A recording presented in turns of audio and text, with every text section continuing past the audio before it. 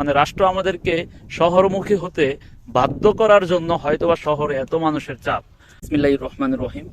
বিশেষ করে আমরা যারা ঘনবসতিপূর্ণ এলাকায় বসবাস করি, শহরের আশেপাশে যেখানে অনেক মানুষ বসবাস করে, তো ওইদিকে থাকলে মনে হয় যে বাংলাদেশে এত মানুষ কোথায় থাকবে, জায়গা নাই। পুরো বাংলাদেশের চিত্রটাও মনে হয় আমাদের কাছে এরকমই লাগে যে জায়গা নাই, জায়গা নাই। কিন্তু যেই অঞ্চলগুলো ফাঁকা বা যেখানে মানুষের বসবাস কম, ওই অঞ্চলগুলোতে কি পরিমাণ জায়গা। জাস্ট আমি এখন যেখানে আছি এই জায়গাটা যদি একটু দেখাই, এটা হচ্ছে জাস্ট একটা অংশ, একটা পার্ট।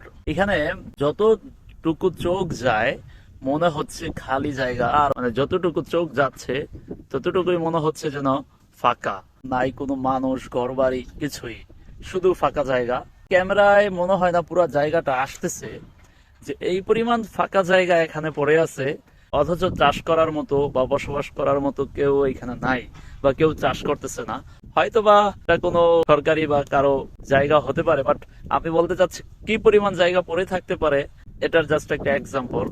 সো জায়গা কম সেটা এরকম না, জায়গা আছে অনেক, বাট মানুষ শহরগামী হওয়ার কারণে মানে রাষ্ট্র আমাদেরকে শহরমুখী হতে বাধ্য করার জন্য হয়তোবা শহরে এত মানুষের চাপ।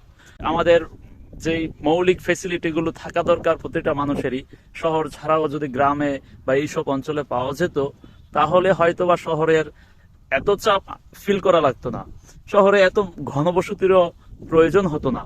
এই ভিডিওটা করার মূল এটাই একটা উদ্দেশ্য ছিল যে আমাদের জমির বা আমাদের বসবাসের আহ, কি পরিমাণ অব্যবস্থাপনার জন্য একটা অঞ্চলে প্রচুর মানুষ, অপরদিকে অন্য আর একটা অঞ্চলে প্রচুর জায়গা পড়ে থাকে।